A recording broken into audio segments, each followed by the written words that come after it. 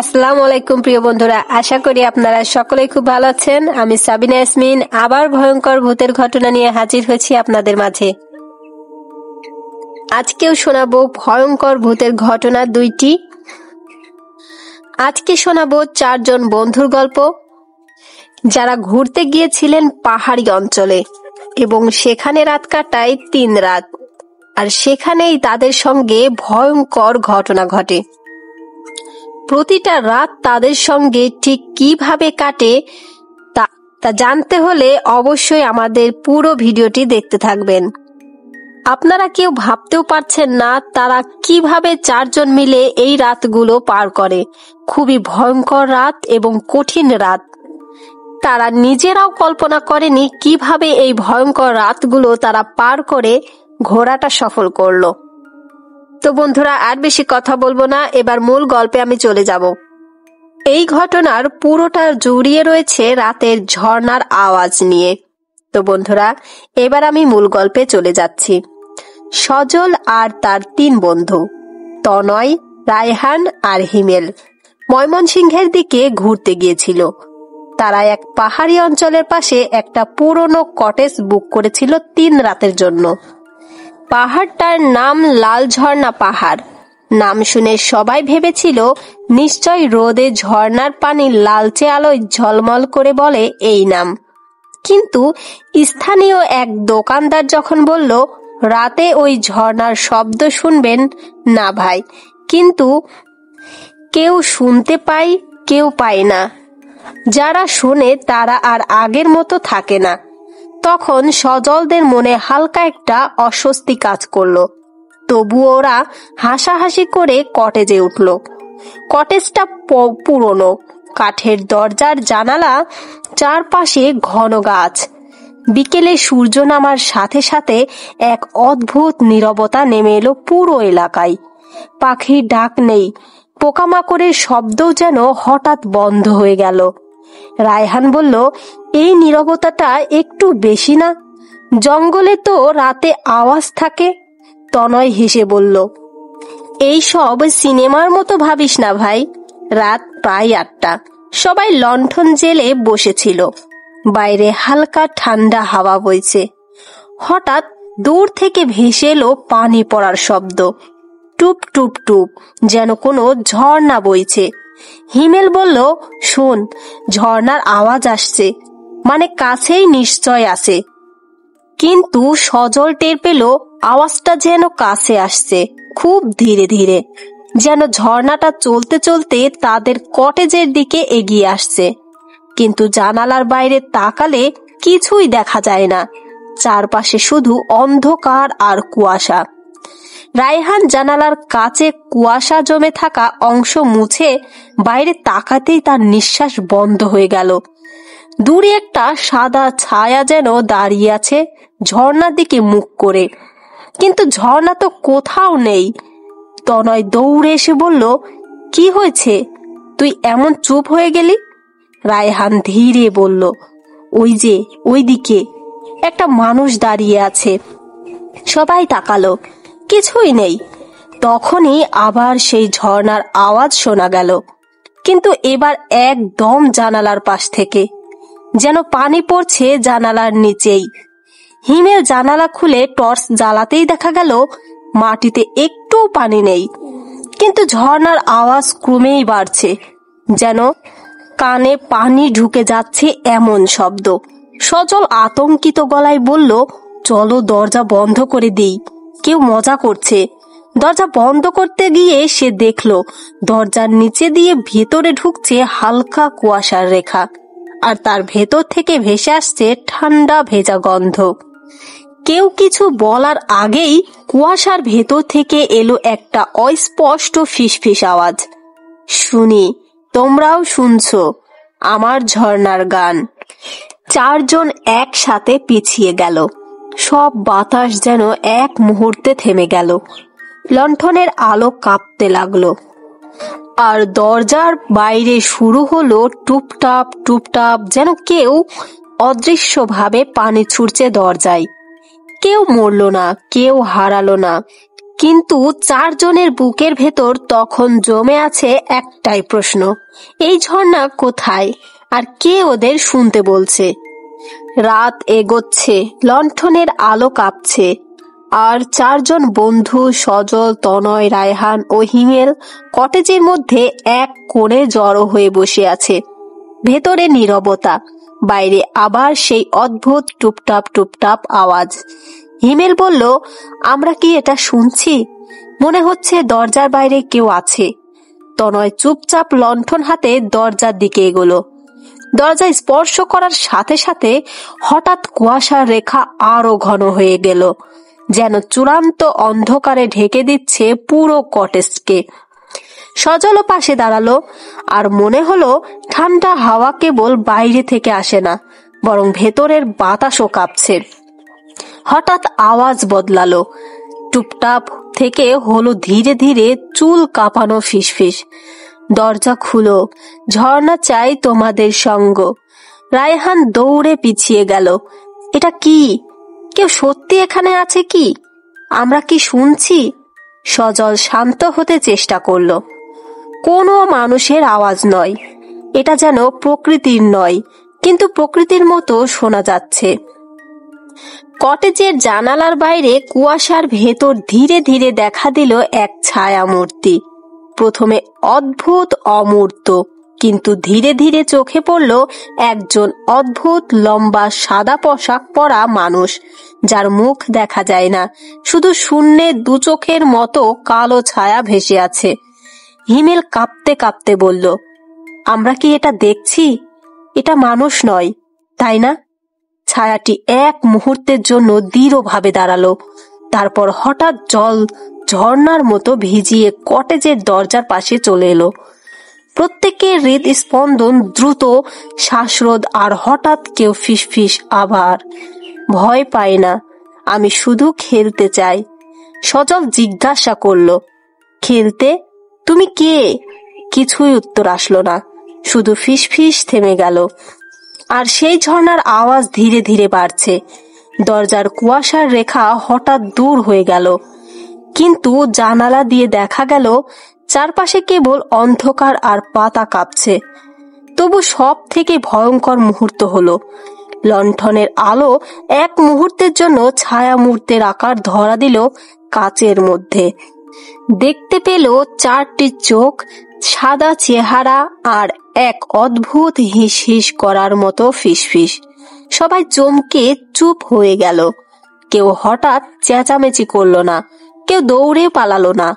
তারা শুধু চেয়েছিল ঝর্ণার রহস্যটা বুঝতে, কিন্তু বুঝতে পারল না কেমন অদ্ভুত শক্তি তাদের চারপাশে ঘেরা। রাত আরো গভীর হলো, কিন্তু চারজন মনে করলো কেউ মারা যায়নি, কেউ হারায়নি, শুধু কেবল ঝর্ণার আওয়াজ ও অদ্ভুত ছায়া তাদের চারপাশে ঘুরছে। হঠাৎ সজল বলল, আমরা যদি কাগজ ও কলম নিয়ে কিছু লিখি, এই আওয়াজ ও ছায়ার নোট করে রাখি। তনয় বলল, শান্ত, আগে লণ্ঠন জ্বালাই, তারপর সিদ্ধান্ত নেই। লণ্ঠন জ্বালানোর সঙ্গে সঙ্গে দেখা গেল ছায়ামূর্তি ধীরে ধীরে কুয়াশার মধ্যে মিলিয়ে যাচ্ছে, কিন্তু কোথায় যাচ্ছে কেউ দেখল না। তবে অনুভব হলো এটি শেষ নয়, বরং শুরু মাত্র। রাত গভীর। চারজন বন্ধু সজল, তনয়, রায়হান, হিমেল কটেজের ভেতরে বসে আছে। তারা চেষ্টা করছে আতঙ্ক সামলাতে, কিন্তু ঝর্ণার আওয়াজ থেমে নেই। এবার তা ভেতরের দেয়াল ছুঁয়ে ছড়াচ্ছে, যেন কেবল বাইরে নয়, ভেতরে তারা ঘুরছে। সজল বলল, এই আওয়াজ যেন জানালার মধ্য দিয়ে ভেতরে ঢুকছে। কেউ কি সত্যিই এখানে আছে? হঠাৎ তনয় লক্ষ্য করল লণ্ঠনের আলো দেয়ালে অদ্ভুত ছায়া খেলা করছে। দেয়ালগুলোতে ফুটে উঠেছে সাদা পোশাকের ছায়ামূর্তি, যা ঠিকঠাক দেখা যায় না, শুধু অদ্ভুত ভাবে চোখের কোণায় দৃষ্টি আকর্ষণ করছে। রায়হান কাঁপতে কাঁপতে বলল, এরা কি আমাদের দিকে তাকাচ্ছে? আমি মনে করি আমাদের চোখের দিকে। হিমেল জোরে বলল, চুপ, কথা বললে তারা বুঝতে পারবে। কেন জানালার বাইরে কেউ নেই, অথচ এই ছায়া যেন ভেতরে, দেয়ালের মধ্যেও প্রবেশ করেছে। তাদের মধ্যে শ্বাসরোধ অনুভূতি বাড়ছে।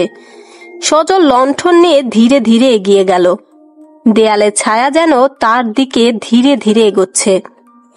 হঠাৎ এক মুহূর্তের জন্য লণ্ঠনের আলোতে দেখা গেল ছায়ামূর্তির মুখে অদ্ভুত ফিসফিস হাসি।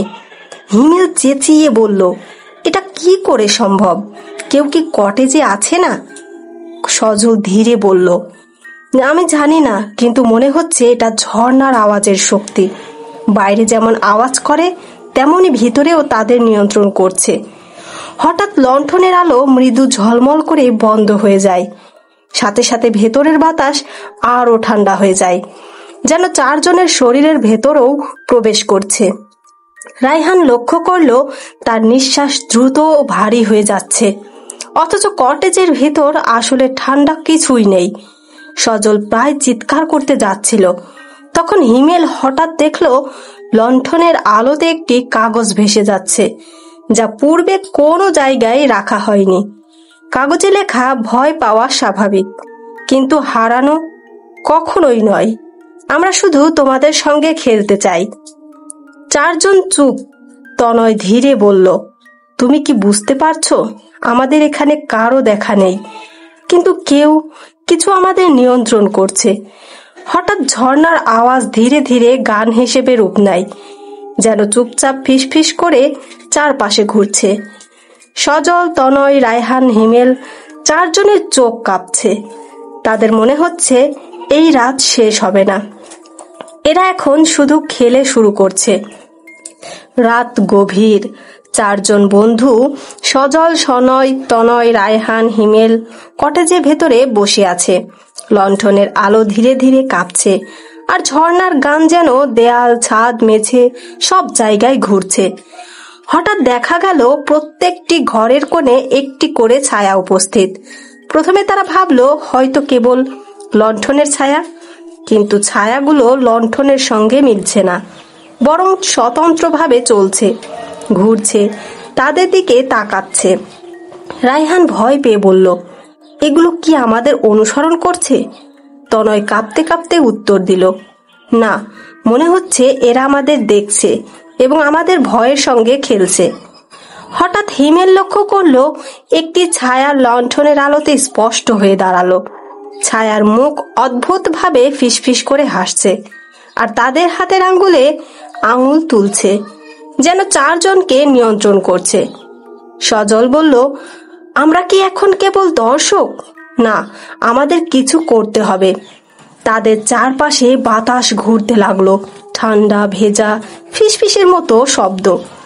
কটেজের দরজা ও জানালা বন্ধ, কিন্তু তারা মনে করলো ঘরের প্রতিটি জায়গায় ছায়া প্রবেশ করছে, যেন ঝর্ণার আওয়াজ কেবল বাইরের নয়, ভেতরের বায়ুর মধ্যেও বিস্তার করছে। রায়হান সাহস পেয়ে বলল, চলো আমরা লণ্ঠন এক করে একসাথে আওয়াজের উৎস খুঁজে বের করি।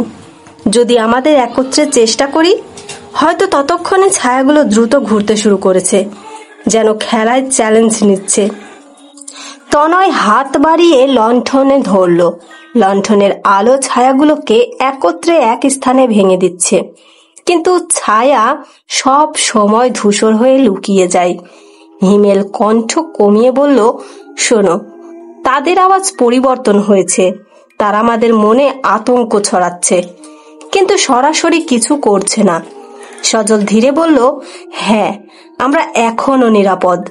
কেউ মারা তো যায়নি, আবার কেউ হারাইও নি, কিন্তু মনে হচ্ছে ঝর্ণার খেলায় আমরা এখন অংশগ্রহণকারী, আর এটি শেষ হবে না যতক্ষণ আমরা সাহস হারাই না। তাদের চারজন এক কোণে বসে ঘন নীরবতা অনুভব করলো। তবুও মনে হলো ঝর্ণার ছায়া এখন কেবল বাইরের নয়, তাদের ভেতরের চিন্তায়ও প্রবেশ করছে। রাতের অন্ধকার আরো ঘন হয়ে গেছে। সজল, তনয়, রায়হান ও হিমেল কটেজের এক কোণে বসে আছে এখনো, কিন্তু ঝর্ণার ছায়া যেন তাদের চারপাশে ঘিরে রেখেছে। হঠাৎ হিমেল অনুভব করলো একটি অদৃশ্য হাত তার কাঁধে স্পর্শ করছে। সে চিৎকার করতে চাইল, কিন্তু শব্দ বের হলো না। রায়হান দ্রুত লণ্ঠন ধরে তাকালো, আর দেখলো ছায়া তার লণ্ঠনের আলোকে স্পর্শ করছে। আলো কেঁপে উঠছে। তনয় বলল, এরা কেবল ছায়া নয়, তারা আমাদের সঙ্গে স্পর্শ করতে যাচ্ছে। কিন্তু এটা ব্যথা দেয় না, কেবল আতঙ্ক। সজল গভীর নিঃশ্বাস নিয়ে বলল, মনে হচ্ছে আমরা যদি শান্ত থাকি, যদি আমাদের সাহস হারাই না, তারা কেবল খেলবে। হঠাৎ একটি অদ্ভুত ফিসফিস আওয়াজ সব কক্ষে বাজতে শুরু করলো। চলো খেলো, হারাও না, কিন্তু ভয় শিখো। ছায়াগুলো ধীরে ধীরে তাদের চারপাশে নাচতে শুরু করলো, যেন প্রতিটি কোণ থেকে নজর রাখছে। রায়হান বলল, আমি মনে করি এটি কেবল ভয় তৈরি করছে, কিন্তু আমাদের যদি একত্রে থাকি তারা কিছু করতে পারবে না। হিমেল এক কাঁধে হাত রাখলো সজলের। ঠিক আছে, আমরা একত্রে থাকবো, কেউ আলাদা হব না। সজল চুপচাপ ভাবল, ঝর্ণার খেলায় সাহস এবং সংহতি প্রধান অস্ত্র। ছায়াগুলো তাদের দিকে স্পর্শ করতে চাইলেও তারা একে অপরের পাশে দাঁড়ালো। ফলে ছায়াগুলো মৃদু কাঁপলো আর তারপর ধীরে ধীরে দূরে চলে গেল। তনয় শ্বাস ফেলে বলল, মনে হচ্ছে রাত এখন সবচেয়ে বিপজ্জনক পর্যায়ে প্রবেশ করেছে। রায়হান টেবিলে কাগজ ও কলম নিয়ে লিখল, সব ঘটনা নোট করো। আমরা বুঝতে চাই এই খেলাটি কিভাবে কাজ করে। ভয়কে বুঝলে আমরা হয়তো শেষ পর্যন্ত খেলায় জিততে পারবো। হিমেল ধীরে বলল, এখনই শেষ নয়। আমরা যতক্ষণ সাহস হারাবো না, তারা আমাদেরকে ঘিরে রাখবে, কিন্তু কেবল খেলবে। তাদের মনে হলো ঝর্ণার আওয়াজ, ছায়া, ফিসফিস সব মিলিয়ে কেবল একটি পরীক্ষা। একটি পরীক্ষা যা শুধুই মানুষের সাহস ও সংহতিকে চ্যালেঞ্জ করে। রাতের গভীরতা চরমে। সজল, তনয়, রায়হান, হিমেল চারজন এখন কটেজের মধ্যে একত্রেই আছে। যদিও তারা সাহস ধরেছে, ঝর্ণার আওয়াজ এখনো থেমেনি। এবার তা যেন কেবল ভেতরে নয়, বাইরে কুয়াশার মধ্যে শব্দের তরঙ্গ তৈরি করছে। হঠাৎ হালকা চিলতে বাতাসের সাথে ফিসফিস আওয়াজ এলো বাইরে থেকে। সজল জানালা দিয়ে তাকালো। দূরে কুয়াশার মধ্য থেকে ভেসে আসছে সাদা ছায়ামূর্তি। হাত উপরে তুলে যেন ডাকছে, এসো, খেলা শুরু করো। তনয় কাঁপতে কাঁপতে বলল, এবার তারা সরাসরি ডাকছে। আমাদের কি বাইরের দিকে যাওয়া উচিত? হিমেল ধীরে বলল, না, আমরা বাইরে গেলে তারা আরো শক্তিশালী হবে। আমাদের ভেতরেই থাকতে হবে। সাহস হারালে সব শেষ। রায়হান লণ্ঠন উঁচু করে বলল, ঠিক আছে, একসাথে থাকবো, কেউ আলাদা হব না। তাদের সিদ্ধান্ত হলো কেবল কটেজের ভেতরে থেকে লক্ষ্য রাখা। ছায়া বাইরে দোলাচল করছে, ঝর্ণার আওয়াজ ক্রমশ বাড়ছে। ফিসফিস, ভয় পাবে না, তবে খেলো, দেখো তোমাদের সাহস কতটা শক্ত। হঠাৎ ছায়াগুলো জানালার কাছের ঠিক পাশে এসে দাঁড়ালো। চারজন অনুভব করলো এদের উপস্থিতি এত বাস্তব যেন কাঁচ অদৃশ্য। লণ্ঠনের আলো ছায়ার ছোঁয়াকে প্রতিফলিত করছে, আর বাতাসে হালকা শীতল স্পর্শ বইয়া যাচ্ছে। সজল আবার বলল, তাদের স্পর্শ ব্যথা নয়, শুধু আতঙ্ক। হিমেল বলল, তুমি ঠিক বলছো, তারা আমাদের পরীক্ষা করছে। যদি আমরা একত্র থাকি, সাহস না হারাই, তারা কিছু করতেই পারবে না। তনয়, রায়হান চারজন চুপচাপ একে অপরের দিকে তাকিয়ে রইল। একই সময় অনুভব করলো ঝর্ণার আওয়াজ ভেতরে প্রবেশ করছে, আর ছায়াগুলো ধীরে ধীরে দূরে সরে যাচ্ছে। ফলে তারা বুঝলো ভয়কে নিয়ন্ত্রণ করতে পারলেই ঝর্ণার খেলায় টিকে থাকা সম্ভব। রাতের শেষ অংশে তারা চুপচাপ বসে আছে। সজল মনে মনে লিখল, আজকের রাত থেকে আমরা শুধু বাঁচিনি, বরং সাহস শিখেছি। আগামী রাত আরো বিপজ্জনক হতে পারে, তবে আমরা একত্র থাকবো, কেউ একজন থেকে আরেকজনের সঙ্গে আলাদা হব না। রাতের অন্ধকার সর্বোচ্চ। সজল, তনয়, রায়হান ও হিমেল চারজন কটেজের এক কোণে এখনো বসে আছে। সারা রাত ধরে ঝর্ণার আওয়াজ, ফিসফিস আর ছায়াগুলো তাদের চারপাশে খেলছে। হঠাৎ একটি বড় ছায়ামূর্তি জানালার বাইরে দেখা দিল। এবার এটি পুরোপুরি স্পষ্ট। লম্বা সাদা পোশাক, মুখ অদৃশ্য, শুধু ফিসফিস আওয়াজ। শেষ পরীক্ষা শুরু। তোমাদের সাহস ও সংহতি দেখাতে হবে। সজল চুপচাপ বলল, এবার শেষ, আমরা একসাথে থাকব, কেউ একে অপরের থেকে আলাদা হব না। তনয় লণ্ঠন ধরে বলল, আমাদের কেবল একে অপরকে দেখতে হবে, ছায়া ও আওয়াজকে নয়। ঝর্ণার আওয়াজ ধীরে ধীরে ঘরে ঢুকে পড়ল। বাতাস ঠান্ডা আর ভেজা হয়ে উঠল।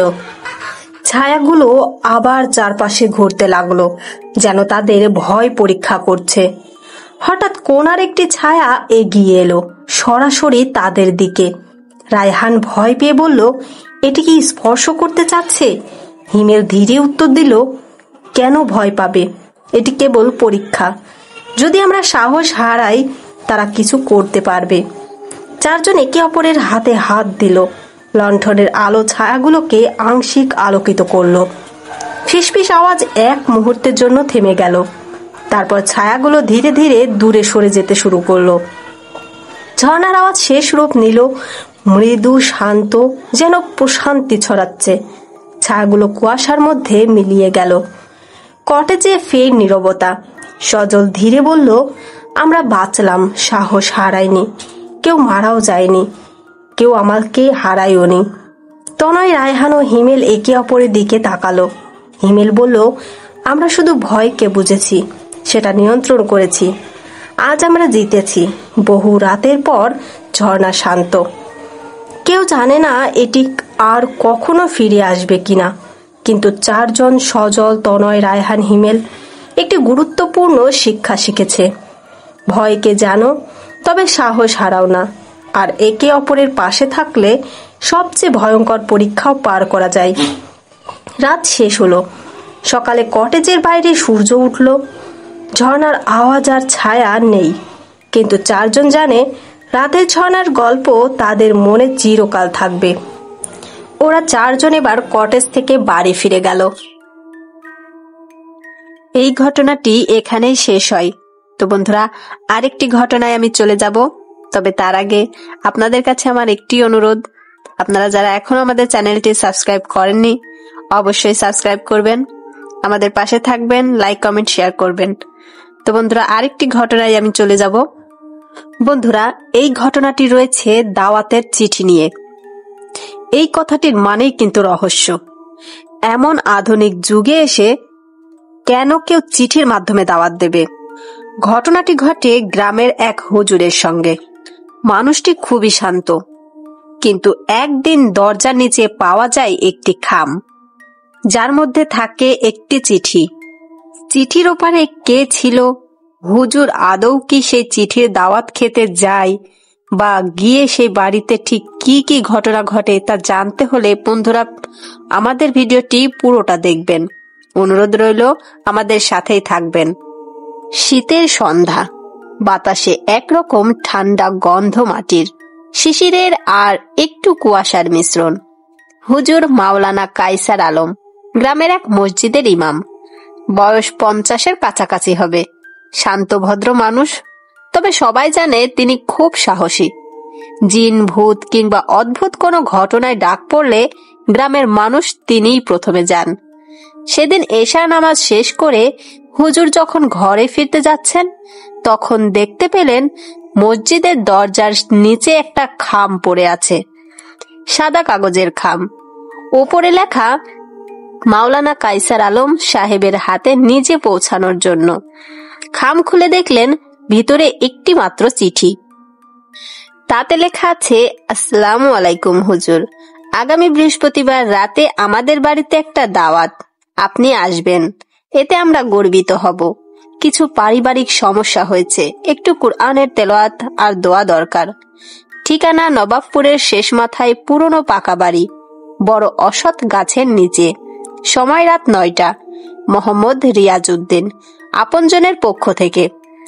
হুজুর চিঠিটা বারবার পড়লেন। অদ্ভুত ব্যাপার, গ্রামের লোকেরা সাধারণত এসে সরাসরি বলে যায়, চিঠি পাঠায় না। তবু তিনি ভাবলেন হয়তো নতুন পরিবার এসেছে। বৃহস্পতিবার রাত, নামাজ শেষে টর্চ লাইট হাতে নিয়ে হুজুর রওনা দিলেন নবাবপুরের দিকে। পথটা কুয়াশায় ঢেকে গেছে। দূরে কুকুরের ডাক, মাঝে মাঝে বাতাসে অদ্ভুত গন্ধ, যেন পুরনো ধূপের। আবার পচা পাতার মতো। অবশেষে তিনি দেখলেন এক বিশাল অশ্বত্থ গাছ, গাছের নিচেই একটা পুরনো পাকা বাড়ি, বাতি জ্বলছে, দরজা খোলা। একজন মাঝবয়সী মানুষ এসে হাসি মুখে বলল, আসেন হুজুর, দেরি হয়ে গেল না তো? মা তো অনেকক্ষণ ধরেই অপেক্ষা করছেন। হুজুর ভেতরে ঢুকলেন। ঘরখানাটা পুরনো কিন্তু পরিষ্কার। দেয়ালে পুরনো আলমারি, কাঠের সিঁড়ি, ধূপের গন্ধ ভেসে আসছে। তারা তাকে খাবার দিল, পোলাও, মুরগির রোস্ট আর মিষ্টি দই। সবই সুন্দর, কেবল হুজুরের মনে হচ্ছিল এ খাবারের গন্ধে যেন কিছু একটা অচেনা আছে। তবু তিনি খেয়ে দোয়া পড়ে নিলেন। তারপর তারা বলল, হুজুর, একটু কুরআন তেলাওয়াত করেন, মা অসুস্থ, শুনলে ভালো লাগবে। হুজুর পড়া শুরু করলেন সূরা ইয়াসিন। হঠাৎ বাতাস কেমন ভারী হয়ে গেল, বাতিটা কাঁপতে লাগলো, ছায়াগুলো লম্বা হয়ে টান টান দাঁড়িয়ে গেল। হুজুর চোখ তুলতেই দেখলেন ঘরে কেউ নেই। যেখানে একটু আগে 5 জন বসেছিল, এখন সেখানটা ফাঁকা। শুধু একটা পিঁড়ির উপর ভাতের থালা, আর মোমবাতিটা অর্ধেক গলে যাচ্ছে। বাইরে কুকুরের ডাক থেমে গেছে। দরজার ফাঁক দিয়ে ঠান্ডা বাতাস ঢুকে হুজুরের গায়ে লাগলো। তিনি ধীরে ধীরে উঠলেন, চশমা ঠিক করলেন, বললেন নিচু স্বরে, আল্লাহু আকবার। বাইরে এসে দেখলেন অশ্বত্থ গাছটা আছে, কিন্তু বাড়িটা নেই, যেন কখনোই ছিল না। দূরে কুয়াশার মধ্যে ভেসে এলো কেবল এক নারী কণ্ঠের ফিসফিস, ধন্যবাদ হুজুর, আপনি আসলেন। পরের দিন ফজরের নামাজের পর থেকেই হুজুরের মন অস্থির। রাতের ঘটনাটা যেন স্বপ্নও নয়, বাস্তবও নয়, কিন্তু তিনি নিজের চোখে দেখেছেন সেই দাওয়াত, সেই মানুষগুলো, সেই বাড়ি, সবকিছুই যেন চোখের পলকে মিলিয়ে গেল। তিনি ভাবলেন, হয়তো নিজেরই ভুল হয়েছে, হয়তো অন্য কোনো বাড়ি ছিল, কুয়াশায় চোখ ফাঁকি হয়ে খেয়েছে। তবু মনে শান্তি পাচ্ছিলেন না। সকালে মসজিদের বারান্দায় বসে তিনি মুয়াজ্জিন কাদের আলীকে বললেন, কাদের, তুমি আজ সন্ধ্যায় আমার সঙ্গে নবাবপুরে যাবে। কাদের অবাক, কেন হুজুর? একটা ব্যাপার যাচাই করতে হবে। সন্ধ্যা ঘনিয়ে এসেছে, আকাশে চাঁদ আধো আলো ছড়াচ্ছে।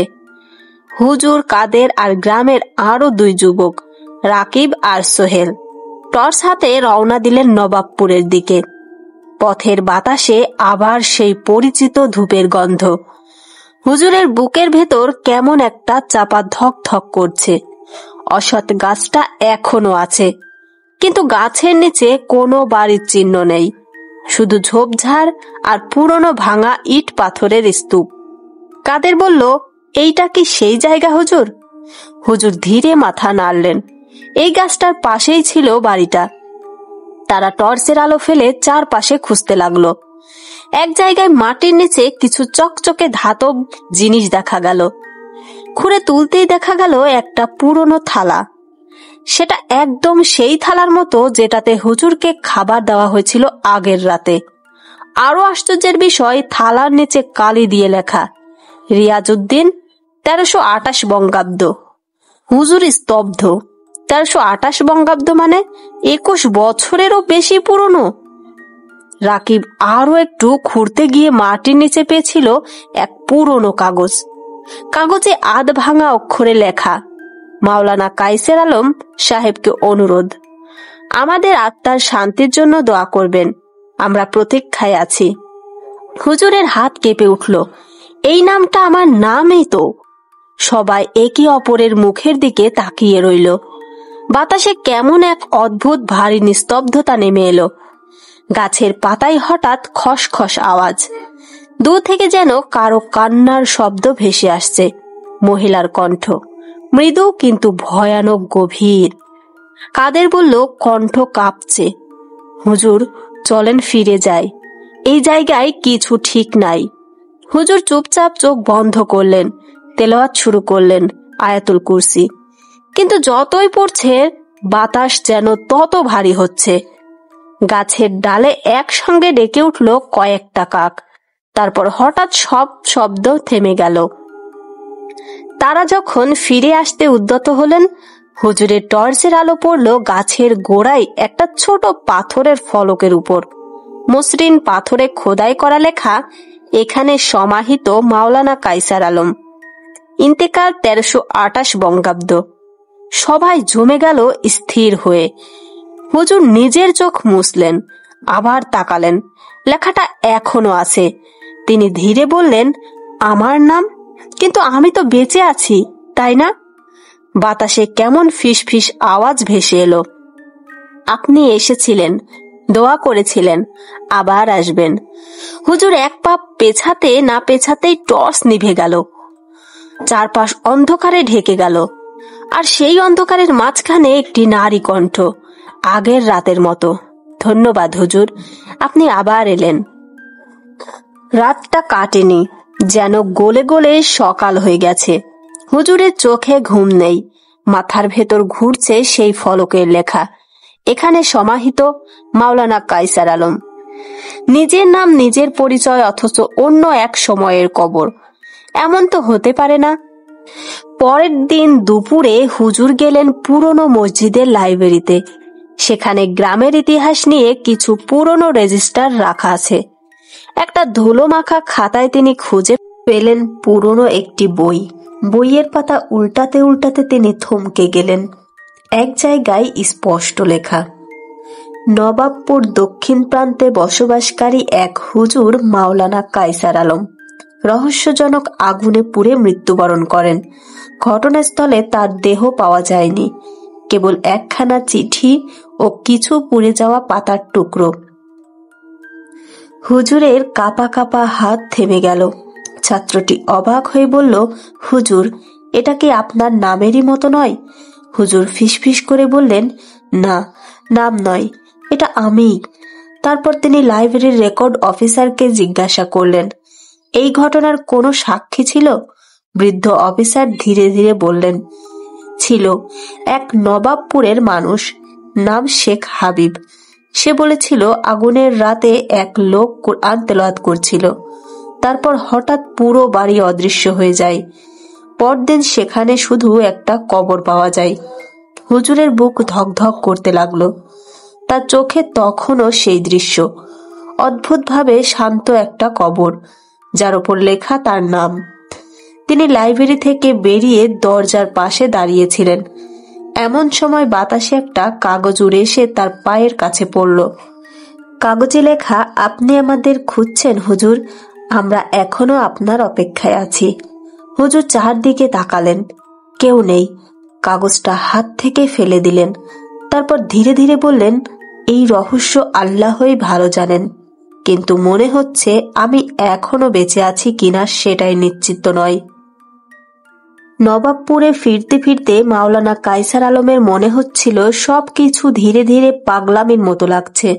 নিজের নামে কবর, পুরনো রেকর্ডে নিজের মৃত্যু, আর এখন সে চিঠি। তিনি নিজের কপাল চেপে বললেন, আমি জীবিত, আল্লাহর নামে কসম, আমি বেঁচে আছি। রাতে মসজিদে নামাজের প্রস্তুতি নিলেন। গ্রামের লোকজন কেউ এলো না। ওরা এখন তাকে ভয় পায়। হুজুর একাই দাঁড়ালেন আজানের জন্য। তিনি মুখ খুলে ডাকতে যাবেন, ঠিক তখনই চারদিক নিস্তব্ধ হয়ে গেল, আর দূরে থেকেই শোনা গেল আল্লাহু আকবার। কায়সার আলম থেমে গেলেন। এটা তার নিজের কণ্ঠস্বর, একেবারে তার গলার টান, তার উচ্চারণ, কিন্তু মসজিদের ভেতর তিনি ছাড়া আর কেউ নেই। হুজুরের কণ্ঠ কেঁপে উঠল, কে আজান দিচ্ছে? কে সেখানে? কোনো উত্তর নেই, শুধু বাতাসের সঙ্গে মিলিয়ে আবার সেই কণ্ঠ। তিনি টর্চ জ্বালিয়ে মসজিদের পিছনের দিকে গেলেন। সেখানে পুরনো কুয়ো আর একটি ছায়াময় দিক, যেখানে বহু আগে এক হাফেজ কবর হয়েছিল। কিন্তু আজ রাতে সেই জায়গায় দাঁড়িয়ে আছে একটি অন্ধকার ছায়া, যার অবয়ব তার মতোই। ছায়াটি মসজিদের দেয়ালে হাত রেখে বলল, হুজুর, আমি সেই কায়সার, যে ওই দিনে মারা গিয়েছিল। আপনি শুধু আমার অসমাপ্ত দাওয়াত শেষ করতে বেঁচে আছেন। হুজুর কাঁপা গলায় বললেন, আমি জিন নই, আমি মানুষ। ছায়া ফিসফিস করে হেসে বলল, মানুষ? তাহলে তোমার নামেই কেন কবর, তোমার নামেই কেন ইতিহাস? বাতাসে হঠাৎ ঠান্ডা স্রোত বয়ে এলো গেলো। মসজিদের আলো নিভে গেল। হুজুর দেখলেন মেহরাবের সামনে এখন দুজন কায়সার আলম দাঁড়িয়ে আছে, একজন শরীরে একজন ছায়ায়, আর দূর থেকে ফিসফিস আওয়াজ, শেষ দাওয়াতের সময় এসেছে হুজুর, এবার ফিরে চলুন। রাতের ভয়ঙ্কর ঘটনার পর মাওলানা কায়সার আলম সারা রাত জেগে রইলেন। মসজিদের প্রতিটি দেয়াল যেন কানে কানে কিছু বলছে। বাতাসে এখনো ভেসে আছে তার নিজের কণ্ঠস্বরের প্রতিধ্বনি। ভোরবেলা তিনি ঠিক করলেন এবার এই রহস্যের শেষ দেখা দরকার। তিনি গ্রামের পুরনো রেকর্ড রাখা বৃদ্ধ মৌলভী সাহেবের কাছে গেলেন। বৃদ্ধ তার মুখের দিকে কিছুক্ষণ তাকিয়ে থেকে বললেন, তুমি কায়সার আলম, কিন্তু তুমি তো অনেক আগেই মারা গেছো। হুজুর বিস্মিত হয়ে বললেন, না, আমি জীবিত, আমি এখানেই পড়াই, মসজিদে আছি। বৃদ্ধ ধীরে বললেন, তুমি কি জানো না তোমার এক যমজ ভাই ছিল, নাম কায়সার আহমদ আলম। তোমরা দুজনের জন্ম একদিনে একই সময়ে, কিন্তু সে ছোটবেলায় হারিয়ে যায়, কেউ জানে না কোথায়। হুজুর স্তম্ভ হয়ে গেলেন। তিনি আগে কখনো শোনেননি যে তার যমজ ভাই ছিল। বৃদ্ধ আরো বললেন, লোকমুখে শোনা যায় এক রাতে নবাবপুরের পুরনো দক্ষিণ প্রান্তে একটা বাড়িতে আগুন লাগে। সেখানে দেখা যায় তোমার মতোই এক যুবক কোরআন তেলাওয়াত করছিল। সবাই ভেবেছিল তুমি পুড়ে মারা গেছো, কিন্তু পরদিন তুমি অন্য জায়গা থেকে জীবিত অবস্থায় ফিরে আসো। হুজুরের মনে এক অদ্ভুত শীতলতা নেমে এলো। তাহলে সেই কবর, সেই ইতিহাসের নাম সবই তার যমজ ভাই কায়সার আহমদের। তিনি ফিসফিস করে বললেন, তাহলে আমি যার ছায়া দেখেছিলাম সে আমার ভাই? বৃদ্ধ মাথা নাড়লেন। সম্ভবত সে এখনো সেই রাতের মধ্যে বন্দী, যেখানে সে মৃত্যুর আগে কুরআন পড়ছিল। সেই রাতে হুজুর আবার নবাবপুর দক্ষিণ প্রান্তে গেলেন। চাঁদের আলোয় কবরটা চকচক করছে। তিনি ধীরে বসে কুরআন তেলাওয়াত শুরু করলেন। মাঝে মাঝে বাতাসে কারো কণ্ঠ ভেসে আসে, ভাই, অবশেষে তুমি আমাকে চিনলে। হুজুরের চোখে জল এসে গেল। তিনি বললেন, তুমি শান্তিতে থাকো, তোমার অসমাপ্ত তেলাওয়াত আমি শেষ করব। ঠিক তখনই হালকা আলো ঝলমল করল, আর কবরের চারপাশের বাতাসে জুঁই ফুলের গন্ধ ছড়িয়ে পড়ল। মনে হলো কেউ যেন হাসছে। একটি আত্মা অবশেষে শান্তি পেয়েছে। সেই রাত নবাবপুর গ্রামে যে আজ যেন লজ্জায় মুখ ঢেকেছে। আকাশে ঘন কুয়াশা, বাতাসে অদ্ভুত নীরবতা। মাওলানা কায়সার আলম নামাজ শেষে শুয়ে পড়লেন, কিন্তু ঘুম তার চোখে এলো না। হঠাৎ মনে হলো কেউ কানে ফিসফিস করছে, ভাই, আজ রাতেই শেষ দাওয়াত। চোখ খুলে দেখলেন তার কক্ষে হালকা আলো। দরজার সামনে দাঁড়িয়ে আছে কায়সার, তার যমজ ভাই। একই মুখ, একই চোখ, শুধু তার মুখে অদ্ভুত শান্ত এক হাসি। ভয় পেও না, তুমি আমাকে চিনেছ। আমার অসমাপ্ত নামাজ আজ সম্পূর্ণ করতে এসেছি। হুজুর ধীরে উঠে দাঁড়ালেন। দুজন পাশাপাশি দাঁড়ালেন মসজিদের মেহরাবে। এক ভাই দুনিয়ার, এক ভাই পরলোকের। কুরআন তেলাওয়াত শুরু হলো। কণ্ঠ দুটি মিশে গেল বাতাসে। শব্দগুলো যেন অদৃশ্য সুরে আকাশে উঠছে। নামাজ শেষ হতেই মসজিদের ভিতর এক অদ্ভুত নীরবতা।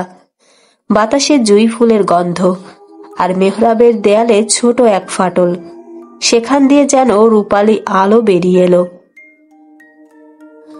আমার কাজ শেষ ভাই, এখন আমি সত্যিকারের বিশ্রাম নিতে পারবো। কায়সার আলম কাঁদতে কাঁদতে বললেন, তুমি শান্তিতে থাকো ভাই, আমি তোমার জন্য প্রতিদিন দোয়া করব। মাথা নাড়ল আর আলোয় মিলিয়ে গেল। পরদিন ভোরে গ্রামের লোকজন দেখল মসজিদের ভেতর মেহরাবের দেয়ালে এক নতুন খোদাই, যেখানে লেখা দুই ভাই, এক নাম, এক ঈমান। আর কায়সার আলম, তিনি তখন মসজিদের বাইরে বসে তাসবিহ পড়ছেন, মুখে এক শান্ত হাসি। আকাশের দিকে তাকিয়ে বললেন, আলহামদুলিল্লাহ, এবার নবাবপুরে কেউ আর অশান্ত নয়। হঠাৎ বাতাসে মৃদু সুর, আল্লাহু আকবার। চিঠির দাওয়াত আর কখনো কেউ পায় না। এই দাওয়াতের পর্বটা এখানেই শেষ হয়। গ্রামের সবাই সুন্দরভাবে জীবন কাটায়, আর কখনো কেউ এই চিঠি পায় না। বন্ধুরা, এই গল্পটিও আমার এখানেই শেষ হয়। আপনাদের কাছে এই সুন্দর সুন্দর 2টি ভয়ানক ভূতের ঘটনা কেমন লাগলো তা অবশ্যই কমেন্ট করে জানাবেন। যারা এখন আমাদের চ্যানেলটি সাবস্ক্রাইব করেনি, আবার বলছি প্লিজ চ্যানেলটি সাবস্ক্রাইব করুন, আমাদের পাশে থাকুন এবং প্রতিটি পর্ব দেখবেন। ভালো লাগলে অবশ্যই একটি লাইক দিবেন, কমেন্ট করবেন, শেয়ার করবেন। আজকে এই পর্যন্তই, পরবর্তী এপিসোডে দেখা হবে। আজকে এই পর্যন্তই, আল্লাহ হাফেজ।